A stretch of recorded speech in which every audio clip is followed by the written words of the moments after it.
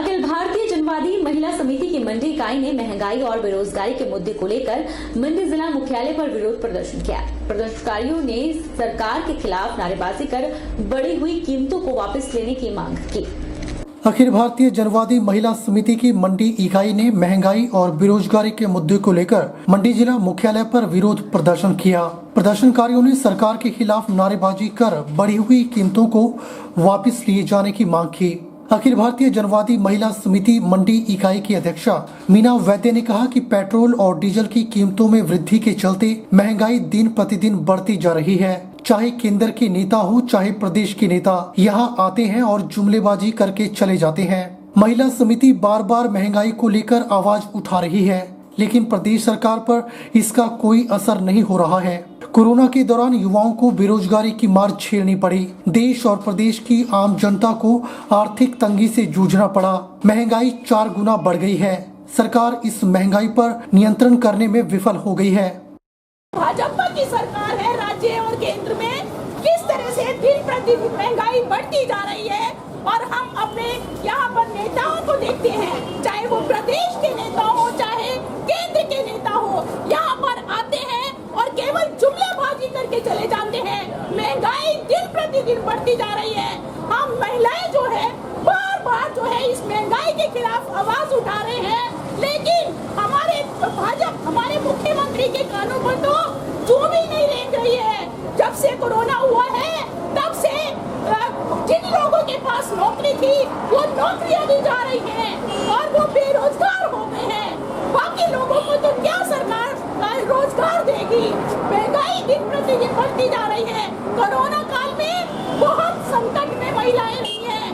महंगाई इतनी बढ़ गई कि पेट्रोल डीजल के दाम जो है 4 गुना बढ़ गए हैं और 2 महीने के अंदर ही उन्होंने ना जाने कितनी 85 बार जो है प्रतिदिन पेट्रोल और डीजल के दाम बढ़ाए हैं। पेट्रोल डीजल के दाम जो बढ़ रहे हैं उससे चाहे सभी खाने पीने की वस्तुओं के दाम बढ़ जाते हैं, चाहे वो यातायात के साधन हो चाहे खाने पीने की वस्तुएं हो, वो सब दाम जो है बढ़ जाते हैं।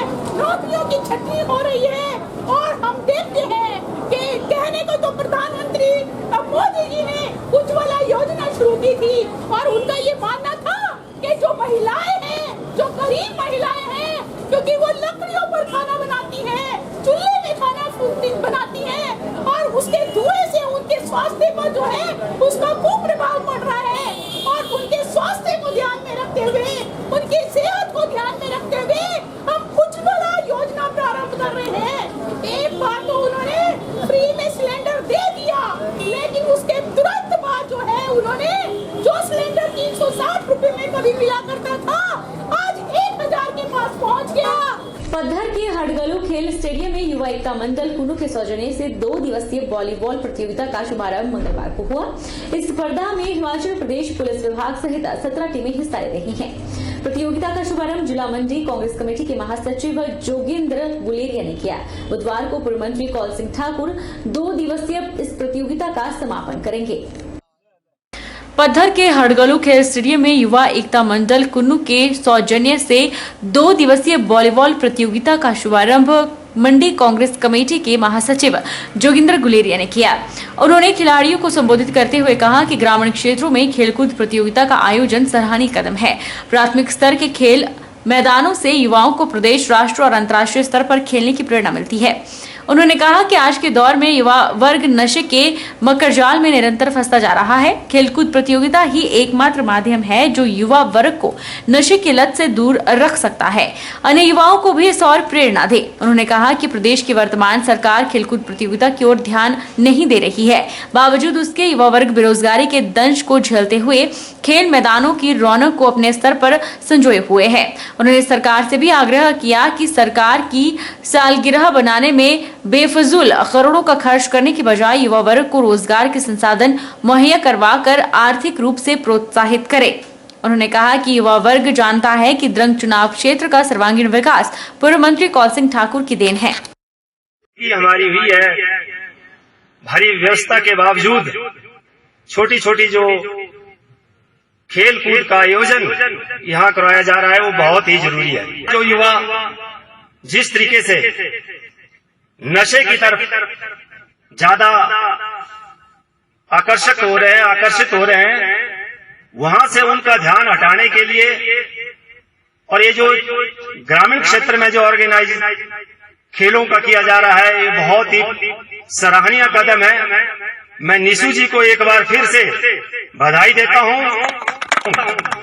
कि इस खेल को खाली आप एक प्रतियोगिता ना समझें, अपितु अपने जीवन में एक लक्ष्य निर्धारित करके इन खेलों पे रुचि अपनी बढ़ाएं और एक टारगेट फिक्स करें कि मुझे जिला स्तर पर जो है अच्छा खेलना है, मुझे प्रदेश स्तर पर अच्छा खेलना है और मेरी तो आपके प्रति आप सब लोगों के साथ अपनी शुभकामनाएं हैं। हिमाचल के प्रसिद्ध पर्यटन स्थल डलहौजी में भिन्न भिन्न प्रांतों से हर रोज पर्यटक काफी मात्रा में डलहौजी पहुंच रहे हैं।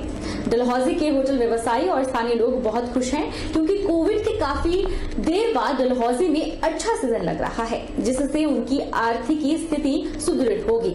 डलहौजी के ऊपरी क्षेत्रों और पिकनिक स्थलों खजियार, लक्कड़ मंडी, डायना कुंड और कालाटॉप में बर्फबारी हुई है। हम यहाँ जलंधर पंजाब से आए हैं, ये मेरे छोटे भाई हैं, ठीक है।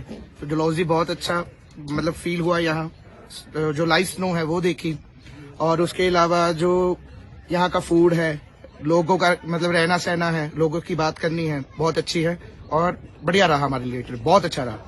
और जैसे कि कल यहाँ पे एक फ्रेश स्नोफॉल हुई है और जितने भी टूरिस्ट हमारा 24 और 25 जो कि क्रिसमस को सेलिब्रेट करने आए थे, उनका यहाँ आना बहुत सफल हुआ है। लोगों ने बहुत एंजॉय किया है, सबको फ्रेश स्नोफॉल देखने को मिली है और एक व्हाइट क्रिसमस जो है लोगों ने उसका एक आनंद लिया है।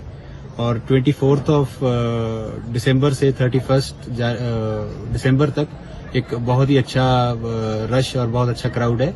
काफी होटल्स जो हैं यहाँ पे सोल्ड आउट हो चुके हैं और ऑक्यूपेंसी जो है नॉर्मल भी 80% अबव है और जितने भी हमारे होटल्स हैं सारे प्रॉपर गाइडलाइंस को फॉलो कर रहे हैं। हिमाचल प्रदेश कांग्रेस कमेटी के मुख्य प्रवक्ता एवं भटियात विधानसभा क्षेत्र से पूर्व विधायक कुलदीप सिंह पठानिया ने धर्मशाला में पत्रकार वार्ता के दौरान कहा है कि भाजपा सरकार ने जो पिछले कल जिला मंडी में अपना 4 वर्ष का कार्यकाल पूरा होने पर जश्न मनाया है, उसका सीधा असर प्रदेश की जनता पर पड़ेगा।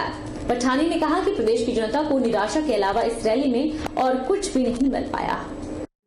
हिमाचल प्रदेश कांग्रेस कमेटी के मुख्य प्रवक्ता एवं भटियात विधानसभा क्षेत्र से पूर्व विधायक कुलदीप सिंह पठानिया ने कहा कि भाजपा सरकार प्रदेश में विकास करवाने, न्याय दिलवाने और लोगों को रोजगार दिलवाने में पूरी तरह से नाकाम रही है और उन्होंने कहा कि इस रैली के माध्यम से सरकारी खजाने पर भी बोझ पड़ा है, जिसका सीधा असर प्रदेश की जनता की जेबों पर पड़ने वाला है।